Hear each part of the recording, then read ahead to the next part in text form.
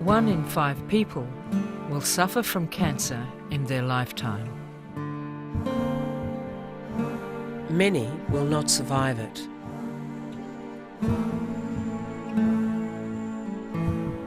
For most cancer patients, the only hope they have is chemotherapy. Chemotherapy delivers toxic chemicals to the body randomly, affecting not only the cancer cells, but also healthy cells. The holy grail of cancer research is to find a solution to the dangerous side effects of chemotherapy. Scientists Himanshu Brumbutt and Jennifer McDiarmid are about to realise their dream as they begin clinical trials on a discovery their peers are claiming will be the magic bullet many have been searching for. It was absolutely fantastic. However, for their small Australian biotech, there are many pitfalls. The cost of taking a biotech discovery to market can be $1 billion. The process is complex, and only about 8% make it. Even in the face of desperate need in cancer patients, will this small Australian David be able to take on the international biotech Goliath?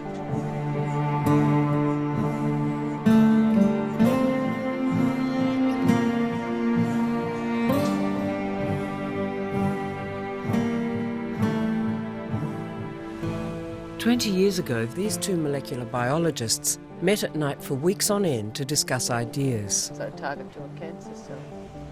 A colleague had just died of horrifying cancer, and his dying words challenged the pair to find a solution to the growing problem of cancer. As long as we can get a linker. Jennifer and I were at the hospital, and he said, if someone can do it, you can do it. He pointed his finger like this to us. You can do it. I just can't forget his eyes when he said, it's alive. It's just the impact of that. It's horrific. And I thought, a stupid man, what have I done with my life? So strongly motivated by the needs of cancer patients and believing they had a revolutionary idea, they risked everything and set up their own laboratory, which they called Ingenic. This small biotech company, with its dedicated staff, has produced compelling evidence at lightning speed to verify its discovery. Imagine I have like 100 mice per experiment, and then it went on to a trial with the monkeys, and then we went to dog trials, and now if we go to a human trial, imagine from a mouse to a human within the span of 7 years. So to me that is very exciting. Scottish-born immunologist and former Australian of the Year, Ian Fraser has experienced firsthand the process of commercialising science. He created the vaccine Gardasil for cervical cancer. There's always a risk that a good invention will not make it to market. The good science may not easily lend itself to getting out into the marketplace. People may not understand the need for it yet, or the potential may not be there. In the next month, the Ingenic Dream Vector, or EDV, will be injected into a human for the first time as the trial process begins. Never before has a bacterial nanocell been used to carry chemotherapy into the human body. The pressure is really mounting. Obviously, we've got to get it into people, but it's very scary. Nothing like this has been given to people. It's not a Me Too drug. That's what's keeping me up at night. Cancer drugs cause horrendous toxicity. So somehow, if you're going to put a drug inside the body, if you could encapsulate it and make sure that it doesn't go into normal cells, then you need something to pack it. Then you also needed something that's going to prevent that ball from going into normal cells. So therefore, you needed something on its surface that's going to lock in a cancer cell and not lock into a normal cell. But the more I looked at it under the microscope, the more you felt that this was not just any ordinary particle. This was something quite remarkable. It had a complete structure, membrane structure. It was non-living. It had a capacity inside. It was empty. It's like a house. You could live in there. Something could go in there. It had structures on its surface, hair-like structures. These are very important structures because to that you could attach other molecules. And those molecules can then target something else. And suddenly you could see that whole picture unfold. And Genic have published their work recently in Nature Biotechnology, which is the prestigious journal in the field. What that really means is that it has been rigorously peer-reviewed by a group of other scientists who work in that space, and they've said, A, this is novel, B, it looks like it works, C, it's really of interest, because to get into one of the Nature Group journals, it's got to be top stuff. And what that really says is they've got a winner. A team of Sydney scientists has worked out a way to kill cancer tumours that have... This Trojan horse might just open the gates on a new cancer treatment. Drugs were once considered to be the magic bullet. Now it's the vehicle by which they're given to the patient, taking centre stage. The international biotech industry is ruthless and cutthroat, and taking science to market is not for the faint-hearted. So it's a bit worrying. The figure that's widely quoted as the cost for taking a new discovery from the lab right the way through to a product in the marketplace is about $1 billion US. A large part of that money is spent in the final studies that will show that the drug works, but the money is spent over a very long period of time, usually 10 to 15 years. So quite a substantial part of that money is invested 15 years before there's any prospect of there being a return on it. Venture capitalist Stuart Wardman-Brown is just such a risk-taker. His company has invested in Ingenic for 8 years, and he is currently acting as chairman of the board. For me, Ingenic is very clearly a business first and crusading against cancer second. For other people, I can understand that perhaps it's a crusade against cancer, and that the business aspects are merely one of the things they've had to do in order to raise enough funds to be able to take that crusade, hopefully all the way through, and have an impact on cancer. Clearly, positive trial results will increase the value of his shares, and he wants the science to move quickly. But not as good. She is tough. It may have something to do with that Scottish background. They go out there in that vicious cold and they will fight to death. These are valiant fighters. He has been able to harness a thought process that is almost foreign to me. You know, he can see the big picture very clearly and develop a thought process which is very exciting to be around. To prepare for the huge step into human trials, Ingenic has done extensive testing in animals. 27 dogs. Nobody goes into a human trial having studied so many dogs. But we have had to go through all of this because we needed to know for ourselves that was there something that we have missed. Something that, again, our conscious mind might have said, everything will be fine. So irrational exuberance is what we have to try to avoid. However, their successful treatment of dogs is undeniable. We've got a brain cancer dog that jumps up, grabs the biscuit and, runs around, etc. And when I look at the dog and I feel that this little nanocell went in there and did all those things, I still look at it in absolute amazement. And the dog just stares back at me and says, have you got a biscuit? Dogs get cancer just like humans do. And these cancers need to be treated just like they would be in a human, and they behave very much like they do in a human. So trials that show that a drug works in an animal model where the cancer is a real and spontaneous one are much more likely to be representative of what would happen in a human. Matilda, come and have a look at your brain scan. And this is the brain tumour she had, clearly inoperable because it's right in the middle of the brain. So here we have where the brain tumour used to be. This is following 5 doses of EDVs loaded with doxorubicin and targeted with EGFR. The bottom panel shows that the tumour has basically totally resolved in Matilda after only 5 weeks of EDV treatment. To have Matilda come in, and it's quite a surprise really. You sort of all of a sudden go, wow, this is actually making a difference. You know, we've cured a dog, and surely the next step is to cure people. We've got pressure from the investors. When's it starting, when's it starting, when's it starting? And we're saying, well, you know, a week either way to make sure it's right is not going to make a difference. The clinical trials are being conducted in Melbourne across 3 hospitals. Before this can happen, a totally new piece of science like the EDV is extensively scrutinised by clinical and ethical committees. Finally, the EDV is cleared for first-in-world human trials. This is it. This is the final lyophilized EDV preparation that we'll be sending down to Melbourne for the human trial. Most clinician scientists feel very nervous when they go first into a clinical trial.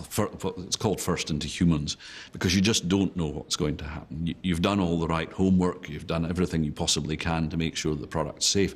You're usually convinced, because of the nature of the product, that there shouldn't be any problems. But having actually put a drug into humans for the first time myself on more than one occasion now, yes, you get very nervous about that, and you take every precaution. And certainly Jennifer and myself are full of fear at the moment. We feel, is everything going to be all right? What happens if something goes wrong, somebody gets a reaction? Such a system has never been trialed before on this planet. There's plenty to be anxious about as the science moves from the laboratory to the hospital in preparation for the trial. Not only do the medical costs soar, but the scientists now have to hand over their precious discovery to the clinicians who carry out the trial. Professor Mark Rosenthal is on the trials team. We were excited 3 years ago, I think, when I first met with Jennifer and Himanshu. I suppose we're relatively sanguine about the chances that this really will be a success. It is quite difficult in a way to be an onlooker in your own trial. But we're not that down there holding hands with the patient, which frankly is what I'd like to be doing, you know, saying, are you all right, you know, feeling the pulse. I believe the scientists have to stay well away from the entire program. They've done their bit. They've made the discovery. They've done the development. It's now up to the clinicians. And I think it's utterly inappropriate for there to be any link between the scientists and the clinicians in terms of interpretation of data. What our public, what our patients want is clear-sighted analysis of what this all means. But the whole focus of the scientists' research is to help patients. And after nearly 10 years of painstaking research, our team finds it impossible to be too far away from their first patient. I've been thinking about that woman all the way down, really, and how brave she is. I reckon you'd see, if there was any problems, you'd see it by 4 o'clock. By 4 o'clock, I would have thought, yes. Yeah. You're always battling dogma and preconceived ideas about how cancer therapy should be controlled. It's a battle all the way to get them to change something, even though it's a clinical trial. It has taken 10 years to begin first-in-human trials, and today is the culmination of many years' work, and everybody is tense. The Engenic team is delivering the first dose, and Jennifer and Himanshu want to be very close in case anything goes wrong. They've taken a hotel room right next door to the hospital.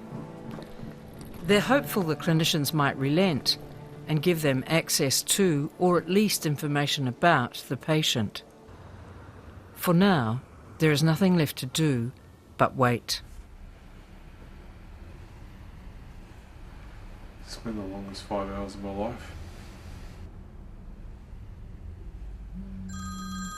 A chance call from the trial pharmacist John Barlow finally brings the news everyone's been waiting for. He was just over there, just happened to be moseying past the...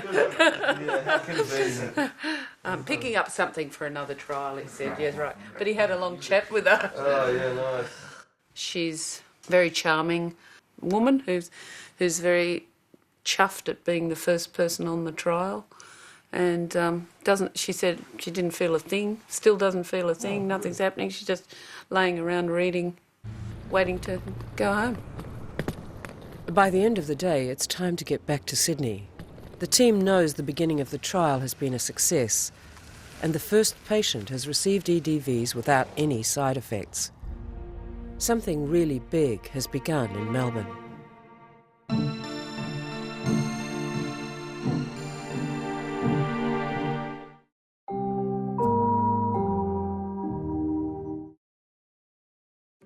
Tonight at 7:30, investigate last year's Valencia disaster in Why Cities Flood. Then follow Nick Knowles into Death Valley, and later meet the ancient builders of the Amazon. Celebrating special occasions with our family means everything to us. The last thing we'd want is to leave our loved ones with financial stress, so we did something simple to make sure our funeral costs won't be a burden. We got real funeral insurance. You can protect your loved ones financially by simply calling the award-winning team at Real Insurance now. Choose a cash benefit amount up to $15,000, which gets paid to your loved ones if you pass away. Call 139 300 or search Real Funeral Insurance. When you spend only 0.02% of your time doing bank things, you can spend 20.8% of your time on cheese, 10.6% on slapping things, 8% on expressing yourself, 24% on Debbie, who keeps talking over you in the chat group, and 8% on volunteering, because you feel guilty about what you want to do to Debbie. Charlie's got the all clear after his hip operation. Luckily, Buddy Pet Insurance reimburses up to 90% of your eligible vet bills and comes with 24/7 live vet support. So everybody wins. And we mean everybody, because Buddy Pet Insurance also gives $1 million in support to animal and vet welfare, research and charities across Australia. Help protect your buddy and our wider animal community. Call 139 699 or search Buddy Pet Insurance and get your first month free. Locals. You can't beat them. Especially at Christmas. When they avoid the shopping centre struggles and annoying ordeals. By dashing straight into great deals. Because IGA has everything you need. So you can skip the chaos and everyone can have a very Merry Christmas. Oh, even me? Yeah. IGA. You can't beat local at Christmas. We have a problem. We've received a complaint about treatment. We'll be looking further into events that night. Am I under investigation? Malpractice. Stream free on SBS On Demand. Ingenic now needs a big pharma to invest. Human testing usually runs over 3 trials, each bigger and much more expensive than the last.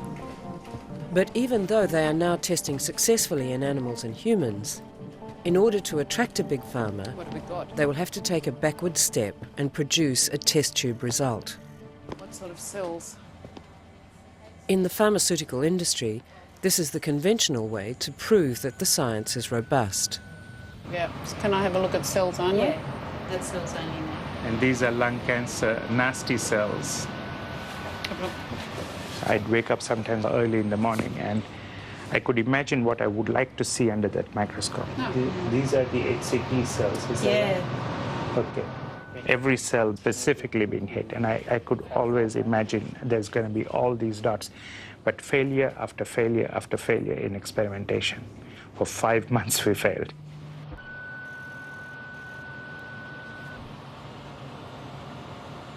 It was absolutely fantastic. This is... Yeah, let me have a look. This is fantastic. every cell. Oh, yeah, this is really good. This is really exciting because today we've been able to show the EDV locking on to the cells, the cancer cells specifically, in great numbers and ready to be engulfed and cause death to the cells. Even though the first experiment is successful, there's now urgency to repeat it so that pharmaceutical companies are convinced it can be done in any lab. It's a stressful time for everyone in the company. The amount of funds required to run this kind of an operation is absolutely massive. And investor funds cannot keep on supporting this kind of effort. So we need to partner with a major pharmaceutical company, one or more, such that in that partnership, the big pharmaceutical company has sufficient financial muscle to be able to support, not only support this research, but develop it quickly to get it into the clinical trials and onto the market, if they are successful. But without that partnership, this company could be in extreme danger because we already are aware that there are certain hawks out there whose intent it is that if we run out of money, they will swallow us whole. Jennifer and Himanshu have become aware that some of these hawks are within the ranks of their own investors. At this point, some investors believe that the scientists should be replaced as managers of the company. The science is first rate. But you've got really almost a fundamental divergence of the commercial imperatives of the investors who want to see this commercialised and the scientists who want to see the science progressed in accordance with their own view. The model with the scientists who've got no commercial experience running the commercial development is not often a model for success. The difficulty is the scientists have to understand the businessman's point of view, and the business person's got to understand the scientist's point of view, otherwise it doesn't work. Most small biotech companies that get into trouble early on get into trouble either because they don't recognise they need both bits of the equation to make it work and try and do it on their own, either a businessman trying to run the science or a scientist trying to run the business. Despite opposition in some quarters to their management, Himanshu and Jennifer survived the challenge to their leadership. They put their case for further funding to their principal investor. Meanwhile, the human trial in Melbourne is progressing very positively. While the scientists remain at arm's length, because the science is so new, the clinicians need the scientists to understand the novel technology. Good way. Yes.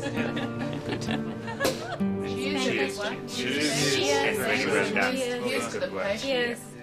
Right from the beginning, our patent attorney said to us, if this turns out to be as good as what it sounds on paper, you are going to end up in court somewhere in the future.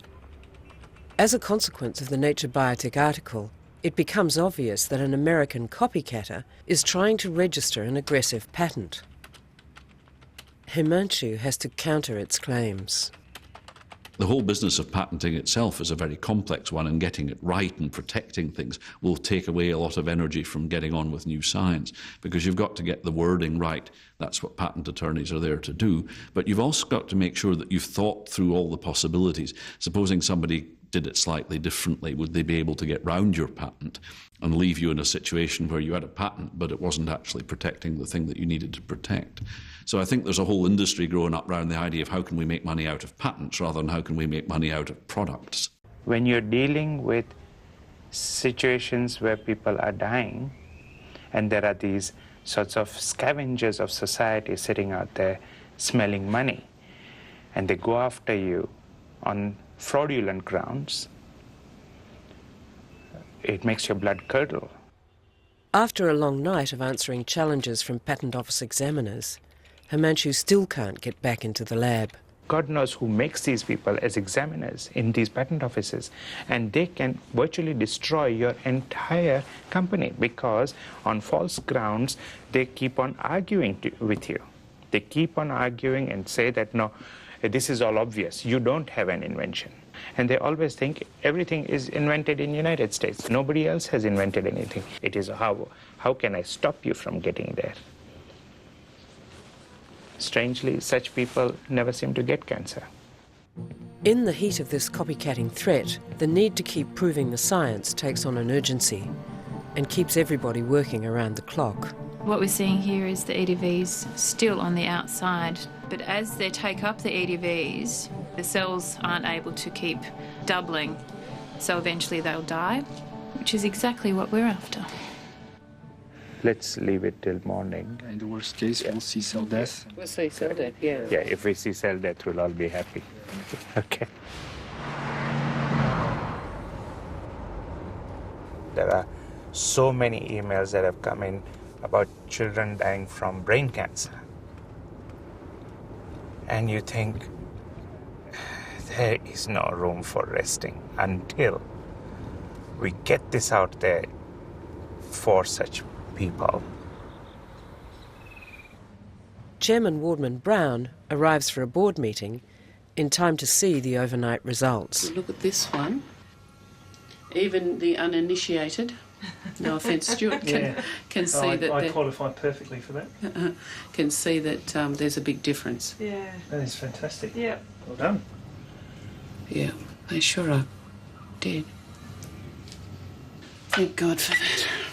It's fantastic, and that's what now we can be absolutely confident that in anyone's hands, if you give these EDVs with the siRNAs, it'll work.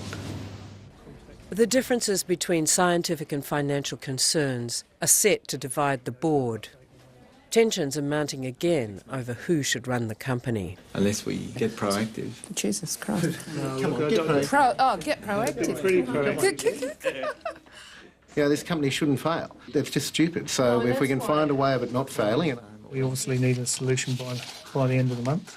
A scientist generally is regarded as somebody to be put aside after a certain length of time, and that the real business is in the business development people and the clinical trials coordinator, etc. It's a worldwide phenomenon, and I don't understand it, frankly. It's just that money speaks, and money is important. If we look back at why Jennifer and Amanchu have been so successful with this science, it is because they have been hands-on in terms of planning and executing experiments, and therefore hardly anything ever goes wrong. When it comes to a business, you can't run a business that way. You cannot have a two-man band achieving a very high valuation from a buyer, and so therefore they are going to have to learn to delegate and learn to let go a little bit in areas where they would probably feel more comfortable if they were, far more hands-on still. You can't just say, OK, science is finished, commerce is in now, you guys just go and make sure our patents are OK.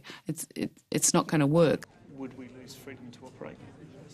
If we were successful in human trials and then unsuccessful from a personal view, from an investment perspective, but also from getting a product to market, it would be a tragedy. And so that is my biggest fear, because arguably it is within our control.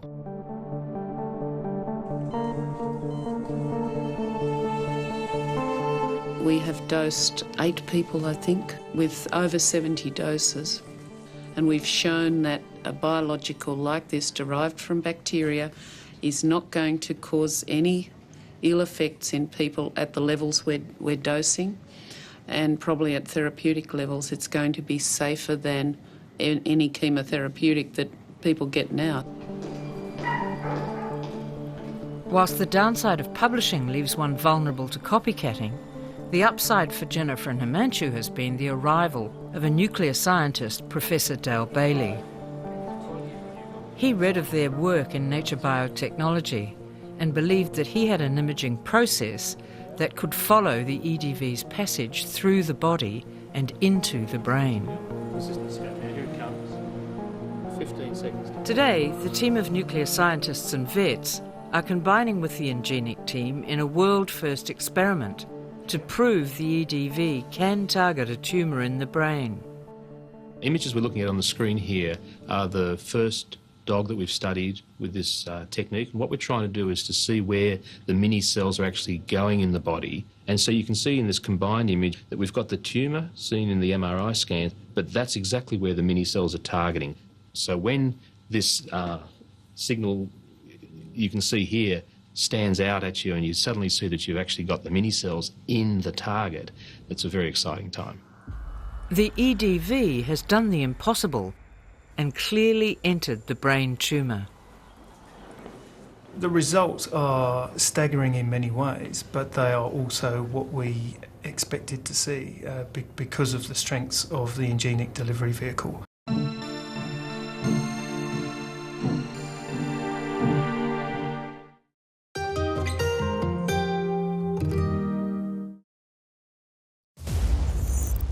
Les Allemands sont prêts à tout pour gagner cette guerre.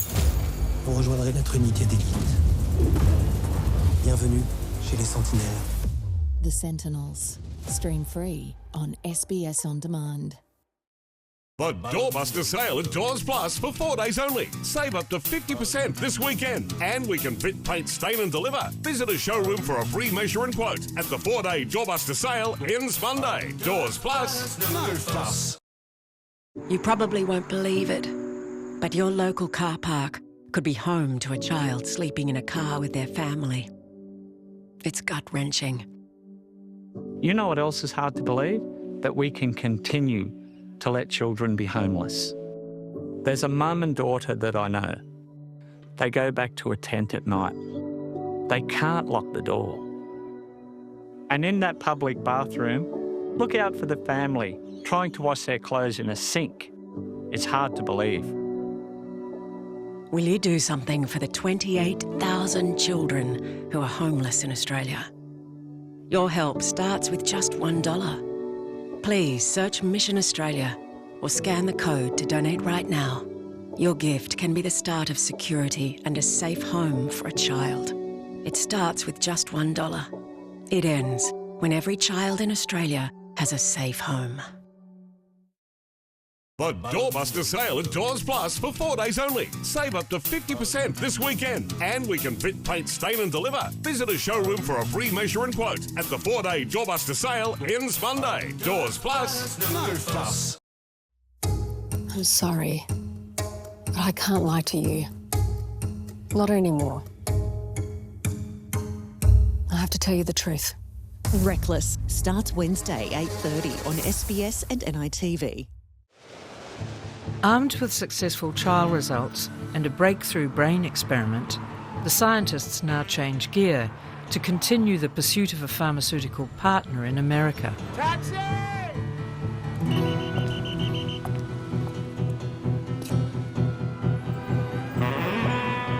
Downtown Manhattan is a long way from the lab. The next days are stacked full of meetings with venture capitalists, big pharma, clinicians, and finally, an important scientific ally.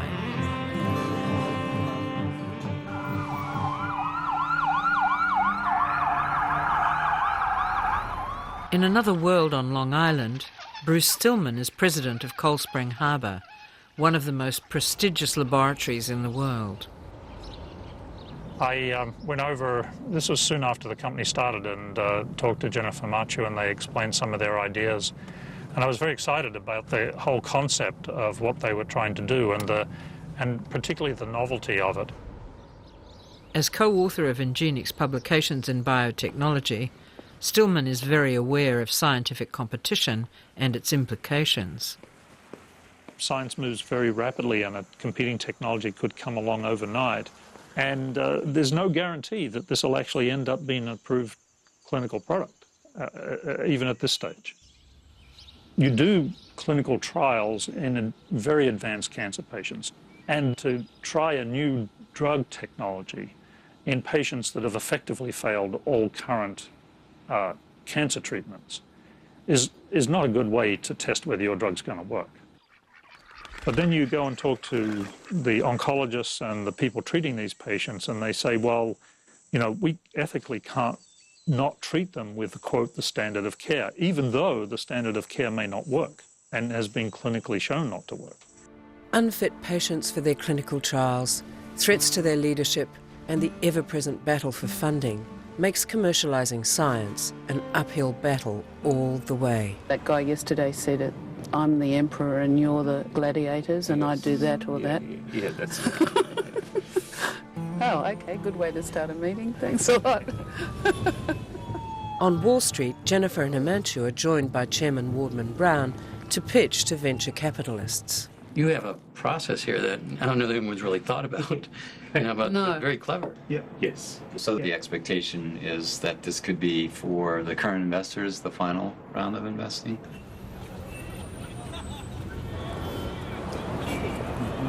I'm confident that they'd be very interested. At this point, Ingenic has to find either a pharmaceutical or a financial partner with enough funds to invest in the huge cost of the next trials.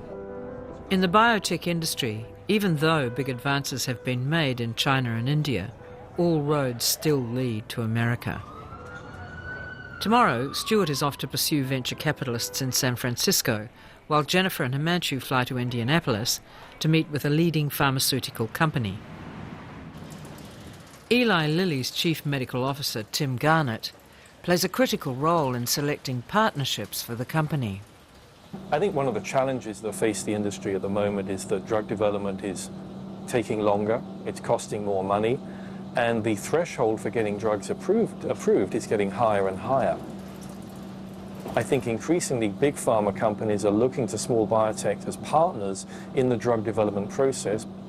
Forming an alliance with a company at an early stage is a much more speculative investment, but obviously a much cheaper investment from the pharmaceutical perspective.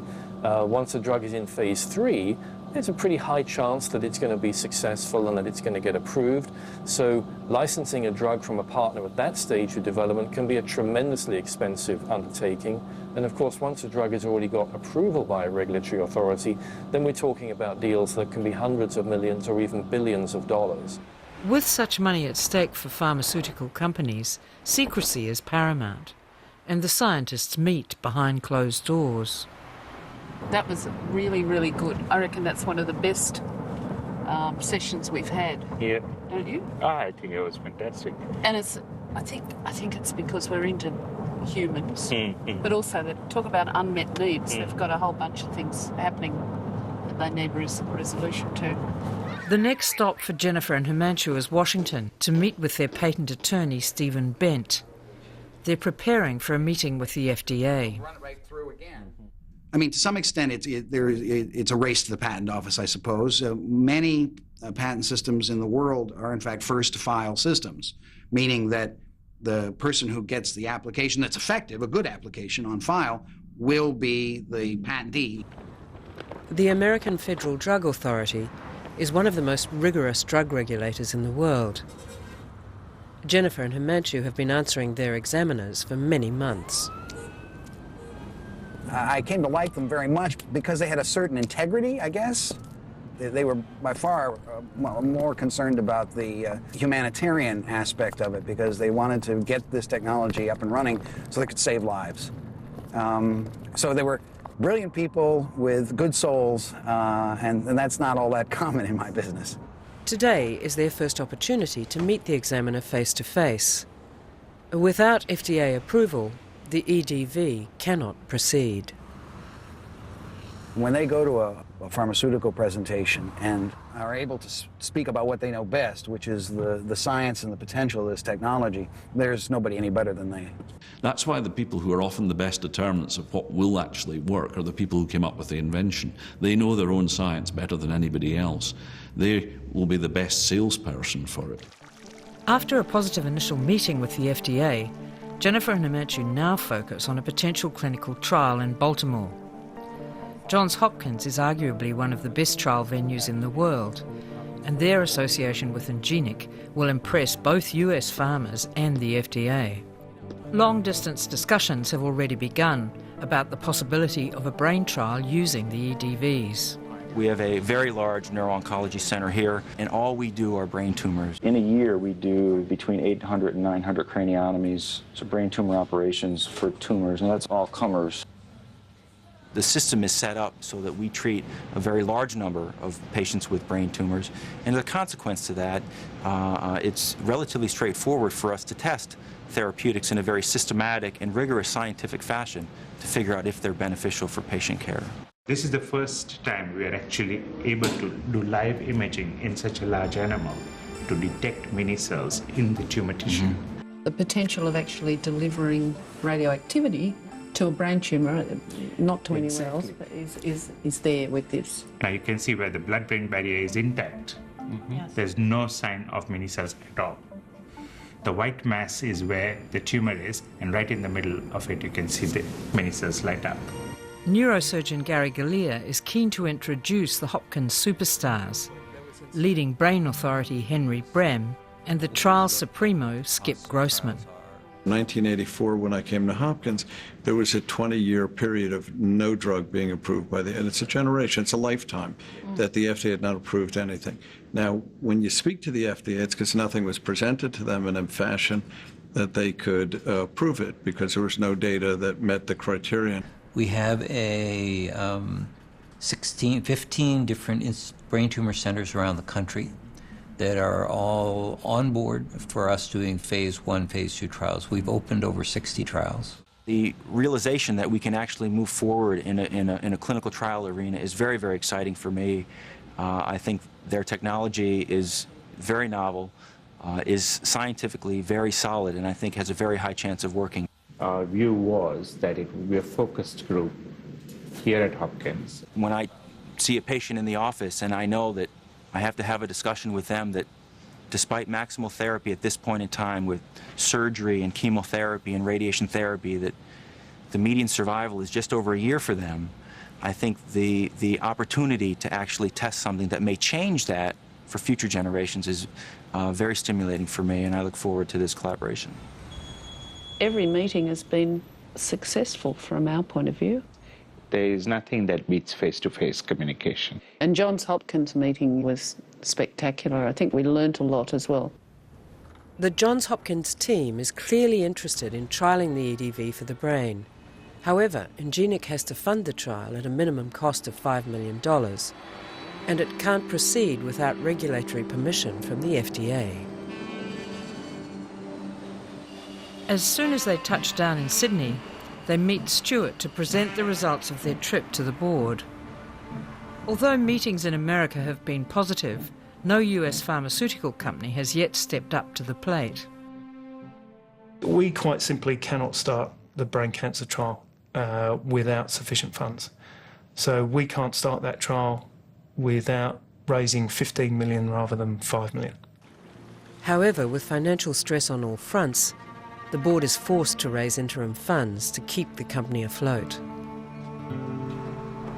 We've been directing our efforts more towards Asia, and we are making reasonable progress, but it's slow progress. And every month that goes by for Ingenic uses up roughly another $500,000. Yeah, it's pretty tough at the moment. Absolutely. We will run out of cash in probably 2 months' time.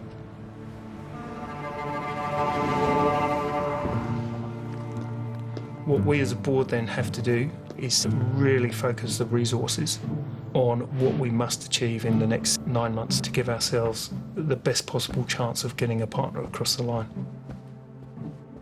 After much debate, the board decides that their best option is to raise 5 of the $15 million with a new share issue to their original investors.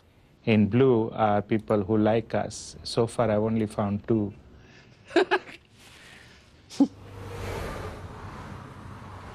I'm finding it very stressful at the moment because we are back in fundraising mode. The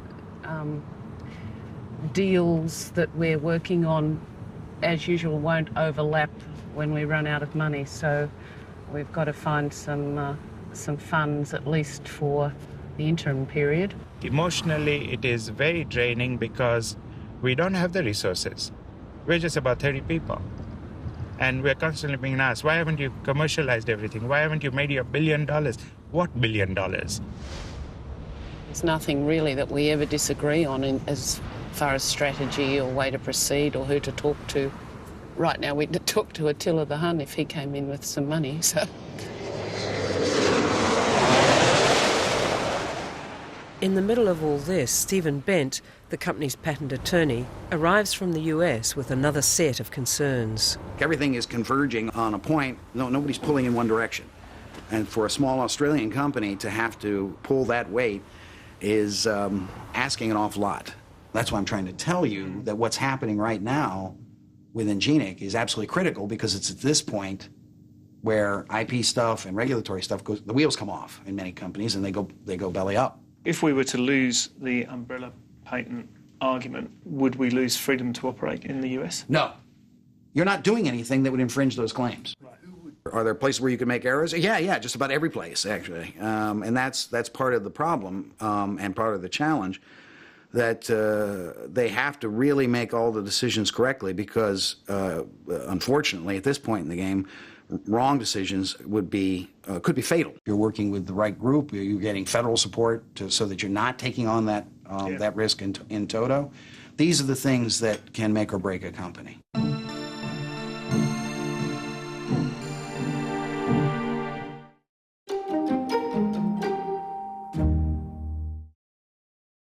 And the forecast is... We're seeing more floods, powerful storms, more wildfires. Australian cities swamped, our towns underwater. What is going on with the weather? It's just terrible devastation. From extreme weather events around the world... We were on our own. Very quickly, it was obvious that there was no help coming. ...to cutting-edge forecasting technology. We are looking into the future and telling people what's going to happen. Focus on Weather Season. Starts tonight at 7:30 on SBS and on demand. The Doorbuster sale at Doors Plus for 4 days only. Save up to 50% this weekend. And we can fit, paint, stain and deliver. Visit a showroom for a free measure and quote at the 4-day Doorbuster sale ends Monday. Doors Plus. No fuss. Should have left the car at home.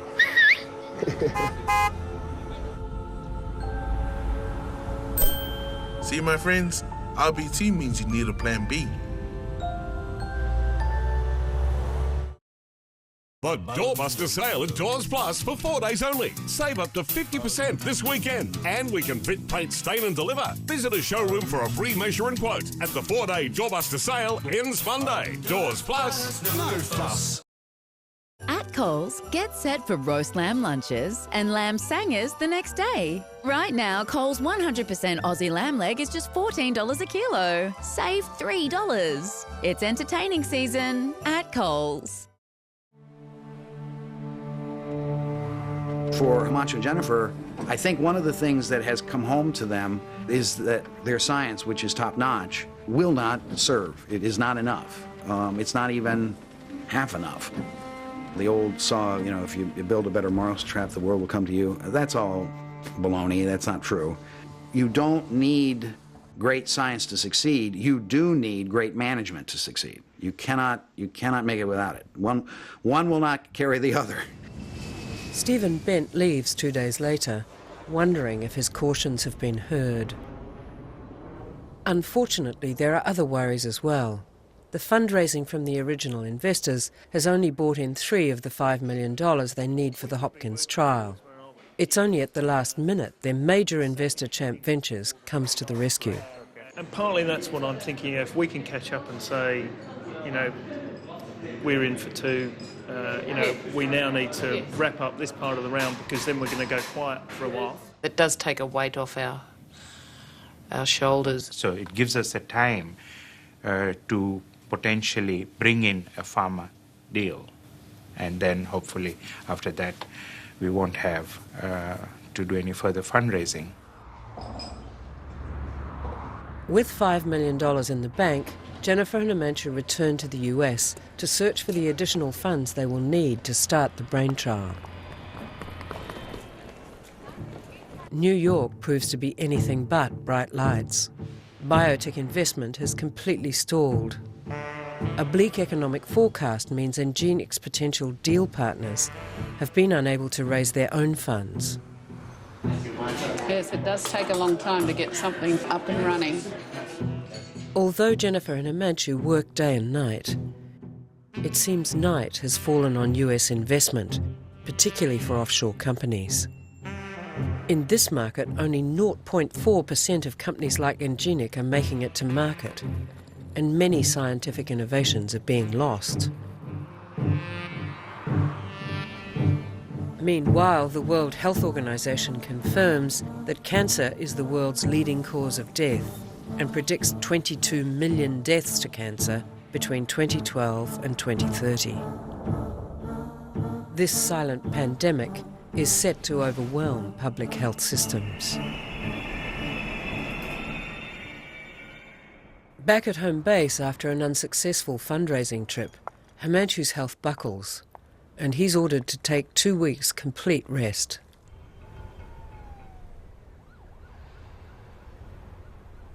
Preparations for the second FDA meeting carry on without him.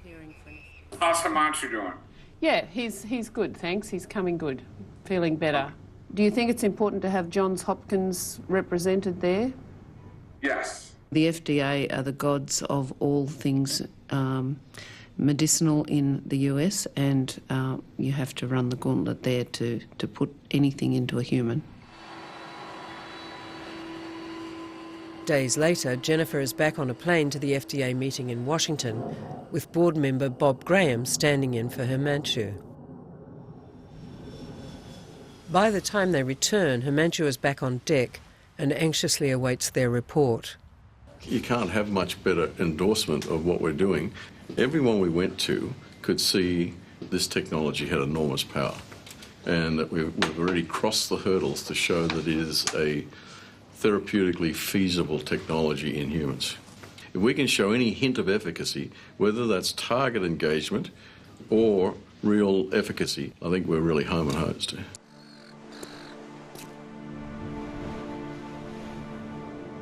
I do believe in Engenic's potential. I still wouldn't be on the board. You can't help but feel disappointed about where we are.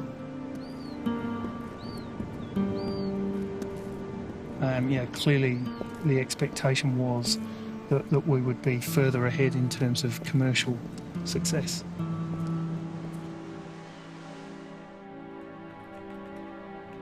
Engenic at the moment is in what is commonly called the biotech valley of death, which is depressing, and you have to get over the chasm, and it's starting to cost a lot.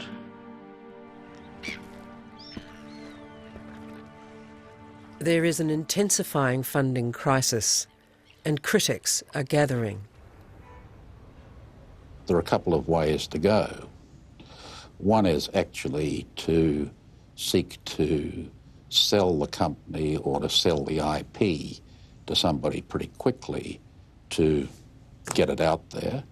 The other is that the company will, regrettably, there is a prospect of some kind of administration if they can't get the money. I've had sleepless nights, and I'm sure Himanshu has too, but we haven't got the luxury to be scared. And we've got enough people around the place dropping their decks, and saying, oh, we'll all be ruined. We can't afford it because we've got a lot of mouths to feed and we've got a bigger purpose. So obviously there is the scenario we're trying to avoid, which is for the company to fall over. But then some snippet of the technology or a piece of data comes through and you think, oh, we've just got to find a way around this because, it's every bit as exciting as it was 11 years ago. It's arguably more exciting because we've got more tangible data. It's no longer just a dream. We need to make sure it doesn't end up being a nightmare. Frustrations run high as the scientists leave yet again for America. It's a whistle-stop tour, that's for sure. We're going to San Francisco, where we've got a couple of meetings, Boston, New York.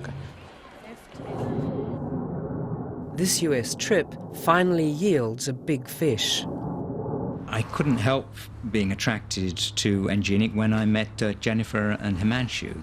Their dedication, their devotion, their commitment, their energy comes burning through. Merv Turner has been the licensing manager for Merck, one of the world's biggest pharmaceutical companies, for 30 years. He's come to Sydney because he likes this science. And I really thought they had a tremendously novel and interesting idea. It really challenged a lot of the orthodoxies in our business, and that made it interesting to me. Thank you. And generally speaking, the big breakthroughs that you see come from unorthodox approaches. To us, he is a heavy hitter who totally believes in the technology, and he has commercial savvy. How frequently do you take the scans? Every 6 weeks. Good boy. The Engenic approach uses so-called bacterial mini-cells, small fragments of bacteria. It's generally assumed that administering bacterial fragments to patients is a bad idea. Those bacterial fragments, they're loading with drug. That is something that no one has attempted before or people thought possible before. So that flies in the face of conventional wisdom. They're assuming that those bacterial fragments loaded with drug can now be targeted to tumours. People have not done that before. Those particles would be considered by conventional wisdom too large to be transported across blood vessels to the site of the tumour. He had the first seizures in December, just before Christmas. So when you put all these uncertainties together, you can see the kind of cliff that they have to climb in order to gain the confidence of investors and gain the confidence of clinicians, gain the confidence of regulators in their ideas. One of the areas in which I operate on is adrenal cancer, and it's one of the most lethal cancers known to man. Unfortunately for people who have this cancer, they're generally young. Last one, then let Charlie do it. The more I've worked with them and the more I've looked at what other people around the world have to offer in terms of nanoparticle delivery, we realise that they really are on something special. Stan Sidhu's belief in the EDV delivers the team their biggest challenge yet, when he clears one of his patients for compassionate use. A young woman of 27, she has been told that she has 3 days to live.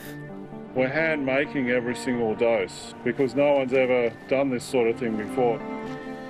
It's exciting, sobering, and it's scary. You can't help but get emotionally involved with the poor little thing lying there at, mid-20s with a whole life ahead of her and no life ahead of her at the same time. We're building platforms, and then the next stage is to stabilise her, which we believe we've done, and then the next stage after that is to cure it. This patient was 26 years of age, ovaries, uterus, everything resected.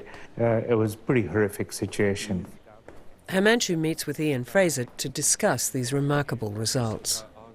The patient was already in palliative care, on morphine, and the day when we actually came in with the first dose, we even had the priest standing there with the cross. We started and we cleared 13 weeks with clinically stable disease. We delivered 25 doses in 13 weeks in this patient. And most interestingly, the tumors were responding. Most of the metastases, they had stopped growing. This was the independent oncologist's view. The patient's not being hurt at all. And the disease is in clinically stable condition. I'm very impressed, I have to say. It's come a long way since I last spoke with you. Only thing is the patient was very heavy on morphine and the addiction really got bad. At which stage the patient decided, I just don't want to do anything. Had enough of it. Yeah, so therefore we lost it. You have a patient who is days away from death. That's where almost virtually all cancer patients eventually end up. And that's when we currently say that, no, hope you pass away in peace. No, we are not saying that anymore. We strongly now believe that to the last day, if there's a will to fight, there is a way to fight. And this fight can be successful. We are embarking on something pretty big here. From this to that in less than 8 weeks. This has to be the immune system. When we prepare human doses, it always feels like you're doing something very worthwhile. We're getting closer and closer to doing something amazing for cancer patients. This is Carolyn's dose for tomorrow. Ready to go? The next 3 weeks is going to be harrowing weeks for us because she either stabilizes or she goes.